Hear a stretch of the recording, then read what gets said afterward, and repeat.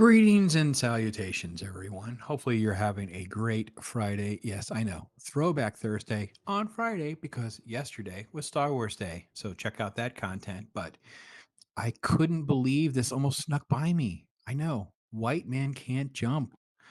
30 years ago last year, but they have a new one. So that's what's coming up after this is my review of the new White Men Can't Jump film that was direct to Hulu. That's what's going to come up next. So I had to get this in. I got to tell you about my feelings on the original because it's kind of a staple on most people's list when you talk about Wesley Snipe films, Woody Harrelson films, even Rosie Perez films, sports films, comedies of the 90s, basketball movies, these kinds of things. It really kind of has a fun little niche that kind of plays in. And now that Disney bought Fox, I think this is one of those films they don't really know exactly what to do with, right? It's not PG-13, it's a hard R.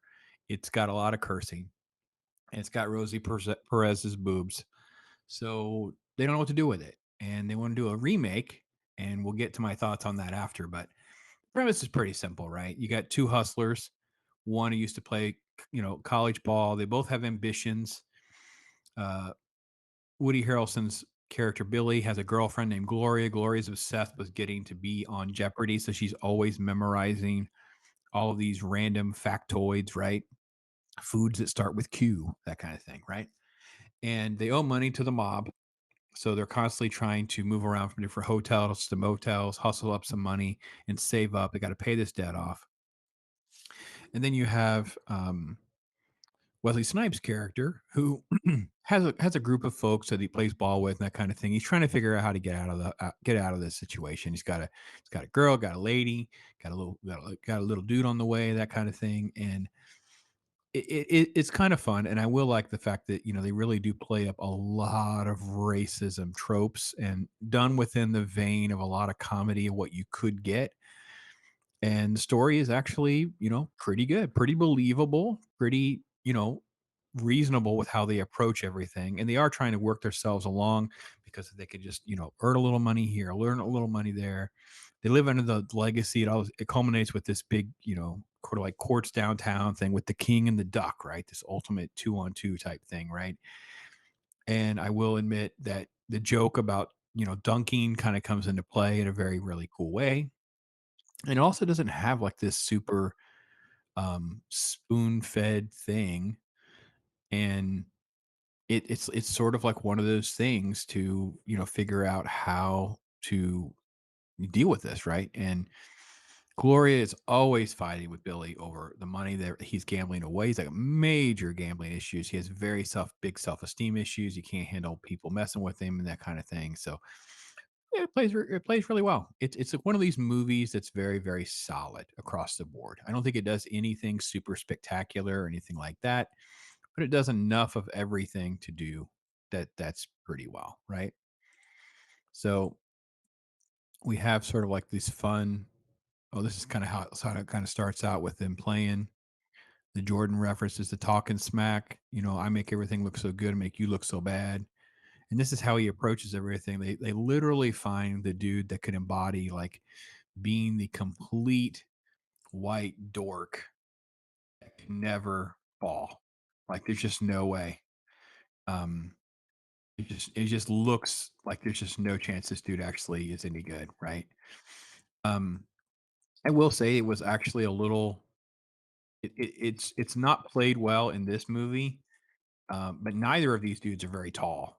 Like them being able to hoop against dudes that are, let's say, 6'3" to 6'5", which is what you're going to find on some of these playgrounds. It's not believable. Like Wesley Snipes, I think is 5'9" or 10. I think Woody Harrelson's about the same height. They're basically like really short, and it would very very limiting.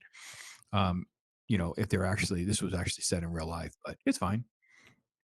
But I love that they play it up well with all the different gags of him hustling, talking smack, just luring him into all of these little things about having you know, um, a shootout basically. Um, and basically it's just like, well, we'll continue to hustle. We'll go over here to this playground. We'll go over here to this court. We'll do this, and I'll let everybody pick you. We'll play it up, and I'll pick you. Let them pick you, right? Let's see if we play a little audio here, maybe. Basketball? Hey, pretty boy, I got something for you. Shut your anorexia. Yeah. So yeah, good stuff. Ron Shelton, I think, does a great job with how he edits the films. That all done. Here's Gloria with her money, and they're playing all this up. There's definitely the boob shots and whatever. That all is done really, and she's really. I mean, her voice is the hardest thing. Like the Rosie Perez jokes is really rooted into that voice, this irritating, grating tone that she has to everything. But other than that, yeah, she was fine in this movie. Everything else works. The way they kind of play everybody off everybody. Okay. So they end up getting to the point where they can keep leveling up in their hustle, and they end up risking $1,700, and it's all a scam. Like Sydney betrays Billy and they hustle away to his friends. It was all a joke. And it kind of really takes the movie in kind of a dark turn because Billy's like, they're going to be homeless. The mafia is chasing them, that kind of thing. And they come up with this way of working it out as long as she can end up on Jeopardy. Right. So I think it's a fun movie. Like I said, it does all of those things well, but nothing super. This is the dunk joke, right? White men can jump. Yeah, it literally is like the cliche. It is fun, and of course, it's when they have the shot.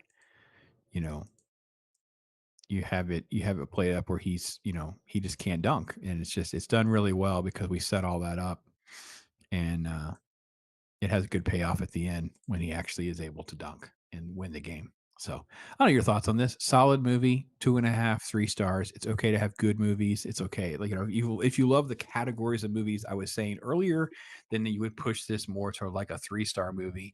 And if not, it stays a little bit lower. And if you don't, you know, the irony is, it doesn't do anything great. It does everything good. It's one of those things. So it's like that's kind of where this movie falls, and it held up well. It was a fine, entertaining process. So that's my take on this. And Leslie, check out the video that comes a little bit later on as we talk about what they did with this Hulu remake. Can they even capture this lightning in a bottle and give some, continue the franchise? So to speak? Because like you could just keep making these type of movies. No reason not to. So that's my take on Pops.